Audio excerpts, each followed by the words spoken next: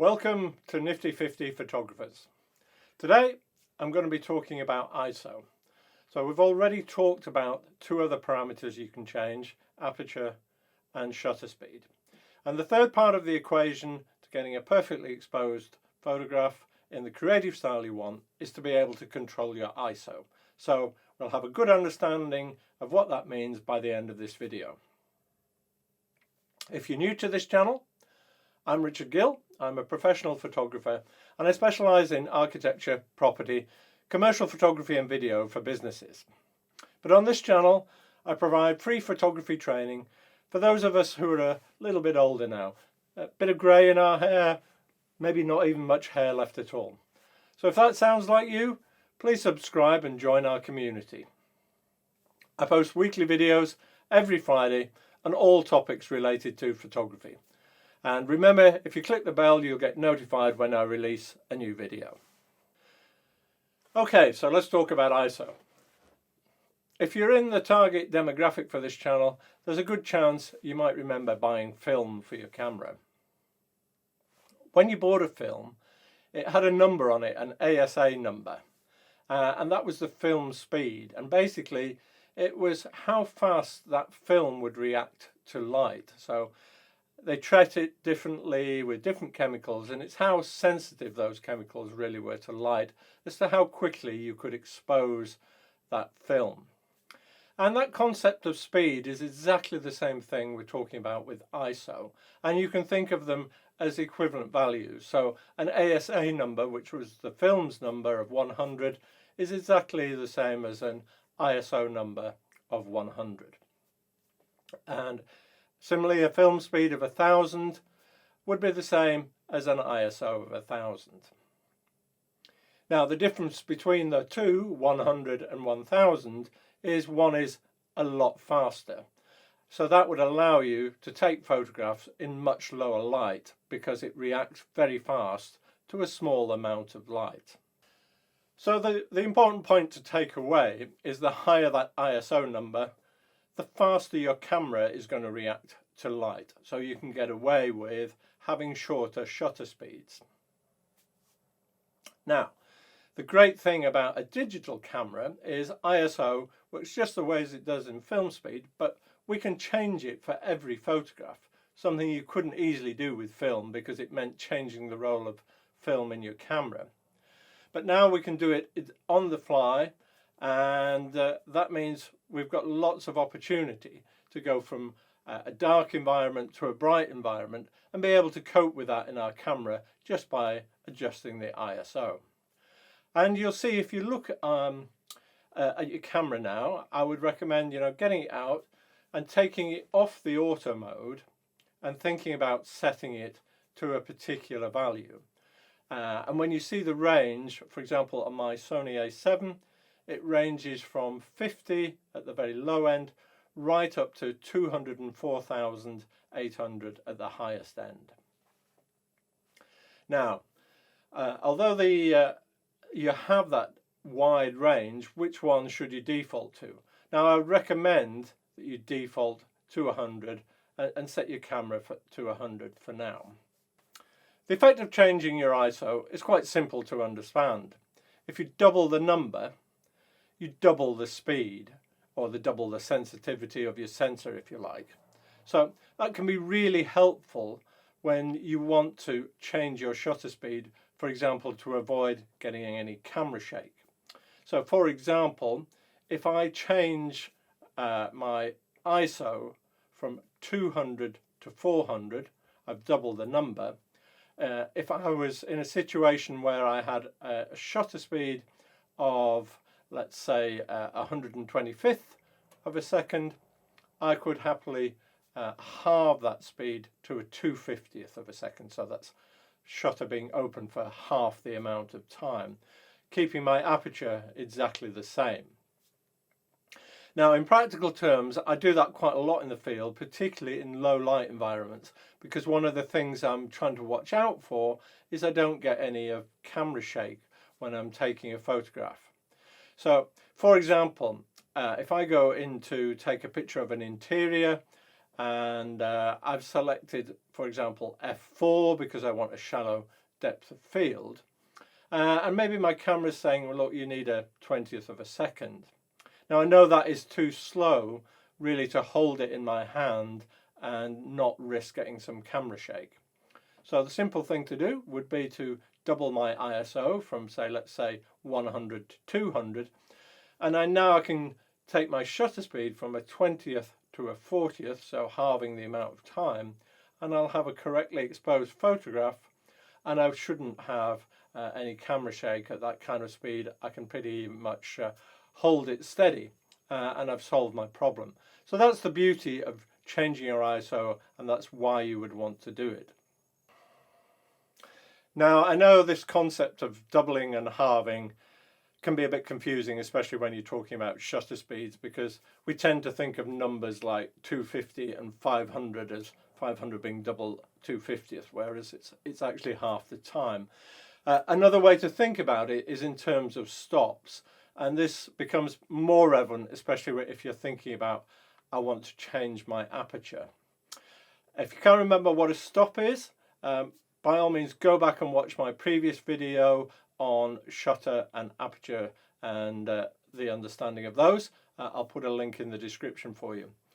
If you do remember, you should remember that changing by one stop is either a doubling or halving the amount of light that you let in when you're taking a photograph.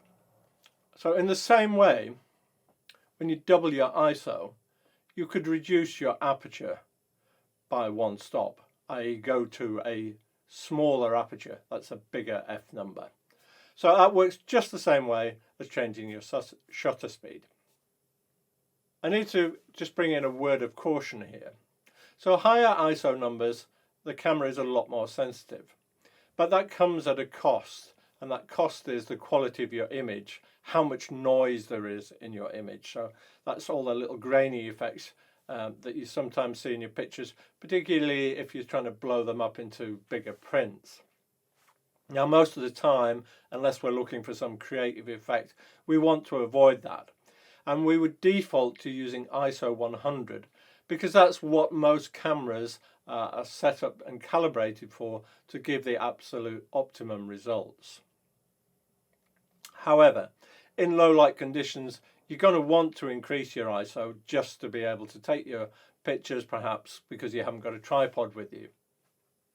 And when you do that, you should be able to get away with ISOs up to certainly about 1,000 with today's sensors. Most of them are pretty good up to that kind of value, don't introduce much noise at all. There are some occasions where you're going to have to go higher.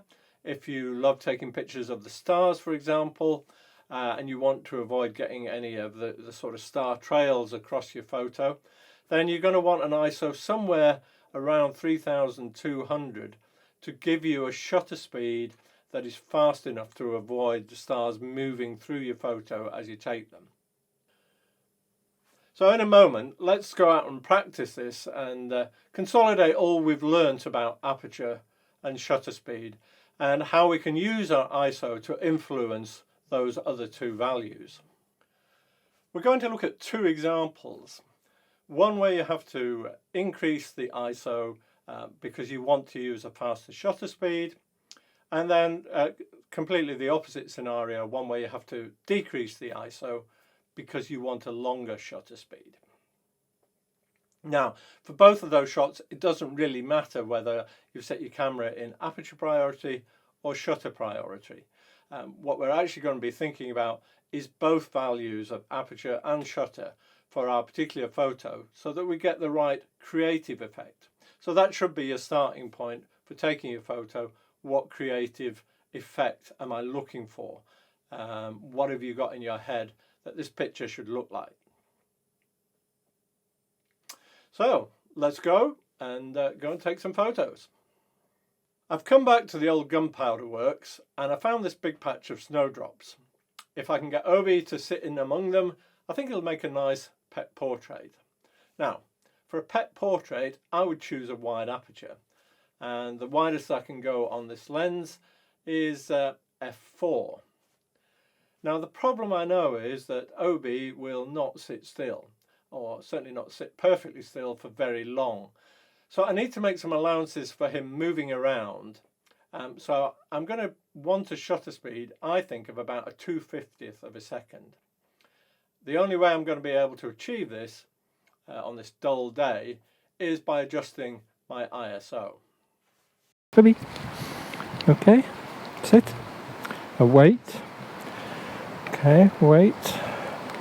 Right, sit. Obi, sit. You're a monkey, right? Sit. Come on, sit. Stay. Stay there. Good boy. Just stay there.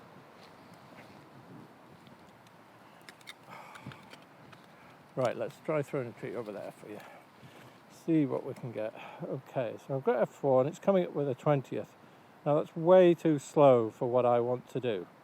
So what I'm going to do now is adjust my ISO. And I'm going to take that up, so remember, double it, doubles the shutter speed. So I'm going to go right up to 1000 in this case. And that's going to give me a 2/50th. And now, if I can just wait for him to look up. There we go. And now he's posing nicely. See if we can zoom in a bit more.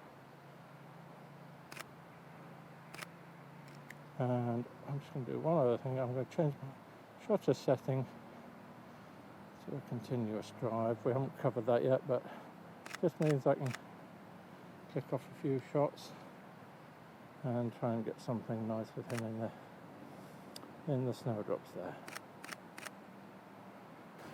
There we go. He's been a good boy. Yeah, been a good boy. I'll give you a little treat for that.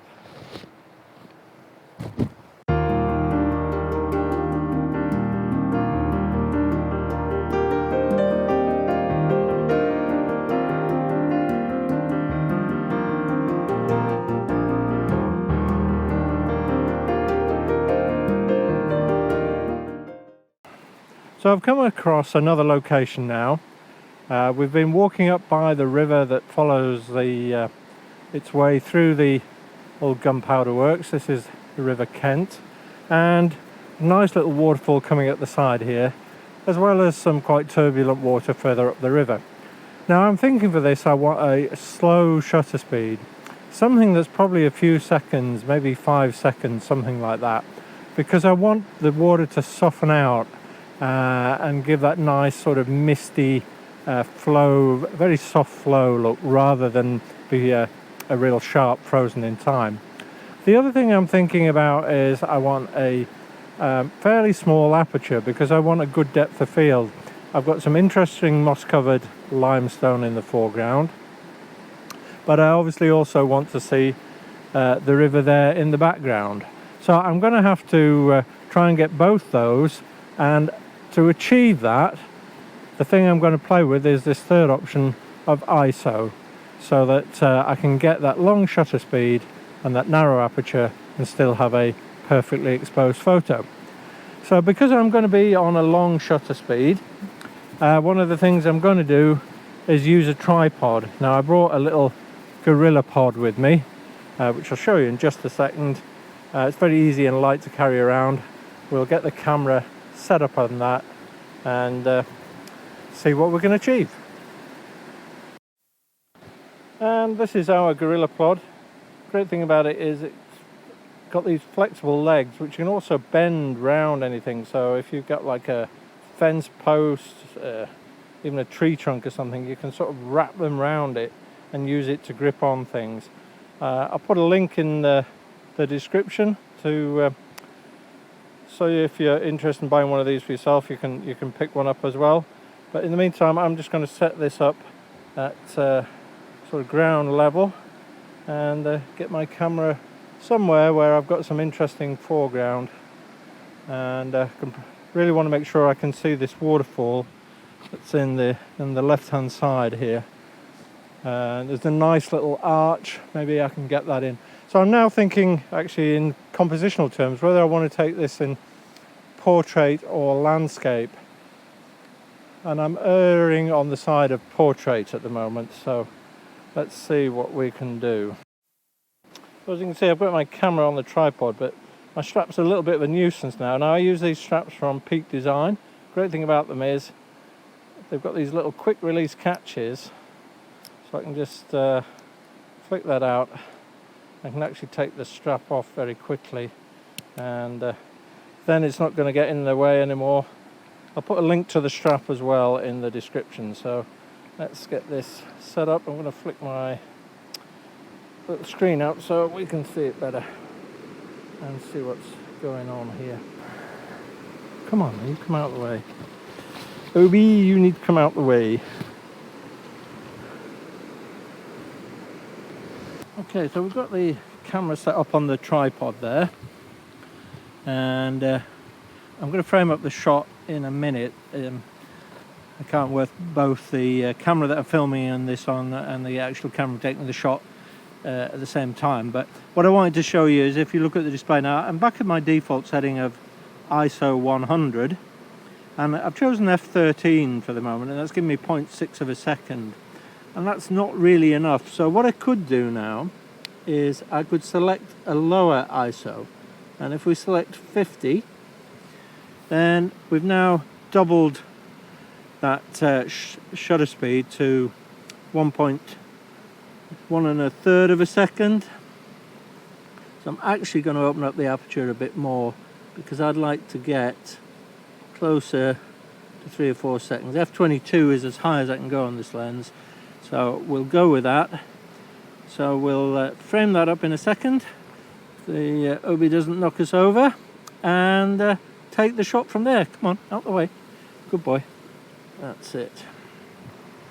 Okay, so I've got that something like a one. I might have to crop this a little bit when I get back, but the other thing I've done here, as you can see on the back of the screen now, is I put a little timer on. That's a 2-second delay, so that when I press the shutter there will be a short delay, and that will just allow, because you can see how much shake there is as I press that, and that's just probably just going to help reduce that shake. Actually, I'm not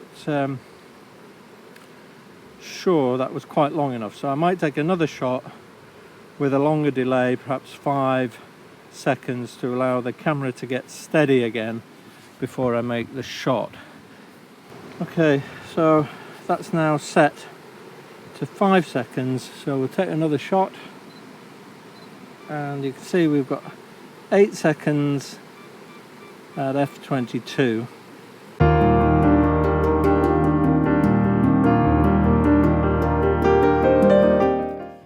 I suggest you go out and do your own practice session now. If you have a tripod, you can do examples of reducing your ISO as well as increasing it, because you're going to have those slow shutter speeds. If you haven't got a tripod, then don't worry about it. Just practice increasing your ISO to give you the faster shutter speeds. If it's a bright sunny day, you're going to find this difficult to do, because there's plenty of light and your camera will work adequately at low ISOs like 100.